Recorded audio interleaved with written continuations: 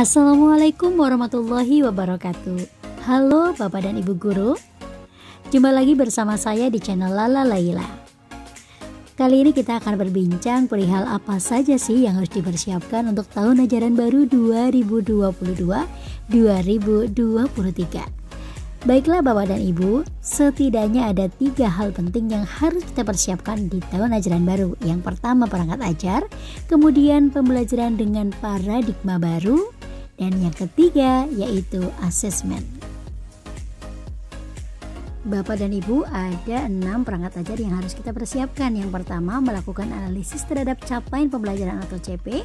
Yang kedua, merumuskan tujuan pembelajaran atau TP. Yang ketiga, menyusun alur tujuan pembelajaran atau ATP.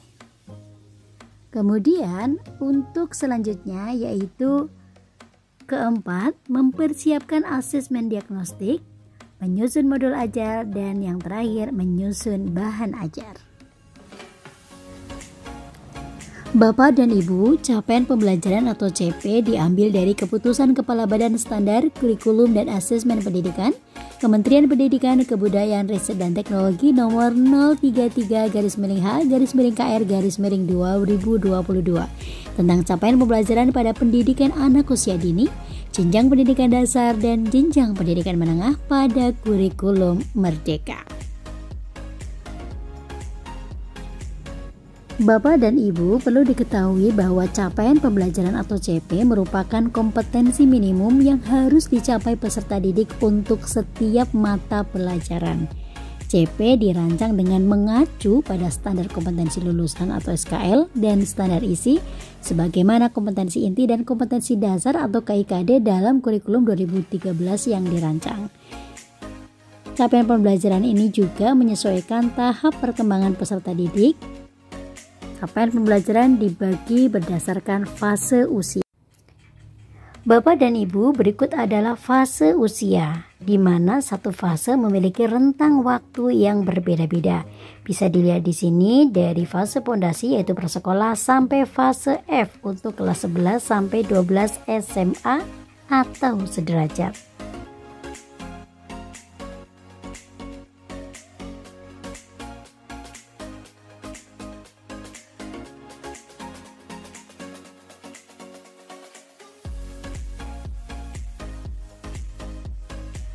Berikut adalah contoh CP pada pendidikan agama Islam.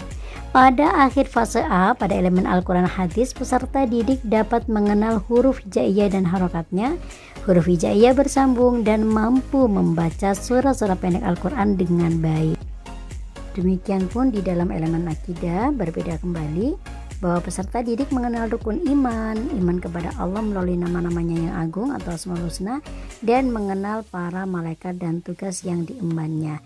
Jadi pada sebuah fase itu terdapat beberapa elemen. Kalau di dalam pendidikan agama Islam tentunya ada elemen akidah, elemen Al-Quran dan hadis, elemen ibadah, dan seterusnya.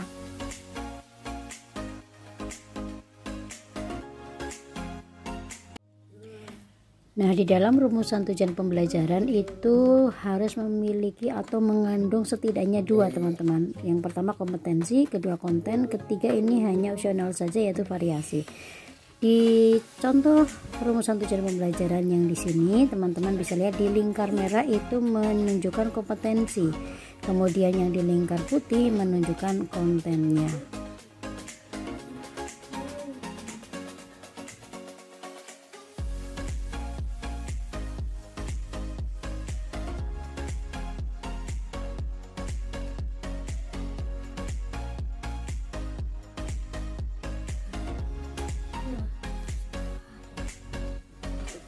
Baiklah Bapak dan Ibu, adapun prinsip merumuskan tujuan pembelajaran yaitu yang pertama, pendidik harus merujuk pada kompetensi yang tercantum pada CP dari pemerintah. Kemudian harus menggunakan KKO atau kata kerja operasional agar dapat terukur. KKO ini kita menggunakan taksonomi Bloom edisi revisi. Kemudian untuk redaksi tujuan pembelajaran dapat mengambil dari referensi berbagai sumber atau tujuan pembelajaran berbagai kurikulum. Yang terakhir, identifikasi profil pelajar Pancasila disesuaikan dan tidak harus semuanya dicantumkan. Bapak dan Ibu, kita lanjut menyusun alur tujuan pembelajaran. Di dalam menyusun ATP, yang pertama kita harus menganalisis CP terlebih dahulu. Kemudian mengidentifikasi kompetensi-kompetensi yang harus dikuasai oleh peserta didik pada fase tersebut, merumuskan tujuan pembelajaran, dan kemudian identifikasi profil pelajar Pancasila yang sesuai dengan TP. Kemudian setelah TP terpenuhi, kita lanjut menyusun ATP secara linear sebagaimana urutan kegiatan pembelajaran dari hari ke hari.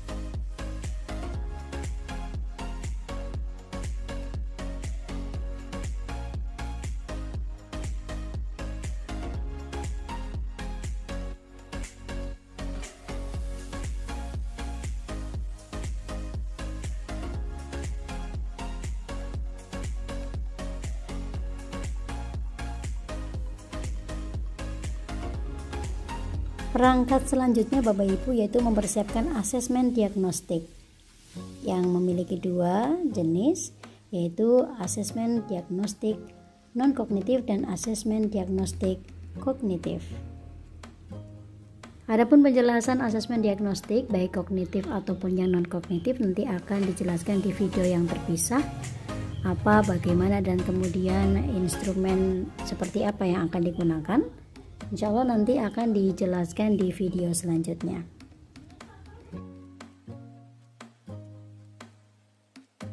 Bapak dan Ibu, selanjutnya adalah modul ajar. Modul ajar ini merupakan sejumlah alat atau sarana media, metode, petunjuk, dan pedoman yang dirancang secara sistematis dan menarik. Ini merupakan implementasi alur tujuan pembelajaran yang dikembangkan dari capaian pembelajaran. Modul ajar itu juga disusun sesuai fase atau tahap perkembangan peserta didik. Kemudian sifatnya fleksibel, artinya disesuaikan dengan konteks lingkungan dan kebutuhan belajar peserta didik. Modul ajar Bapak Ibu kita biasa menyebut di dalam K13 yaitu semacam RPP, dan ini adalah komponen dari modul ajar Merdeka Belajar.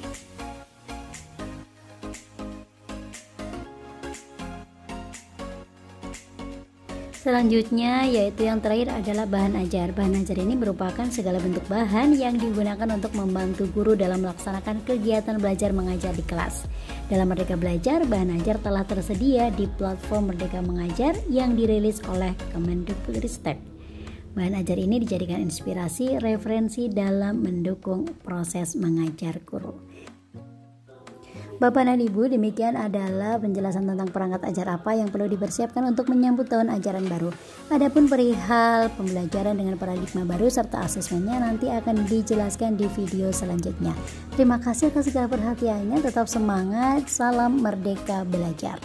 Assalamualaikum warahmatullahi wabarakatuh.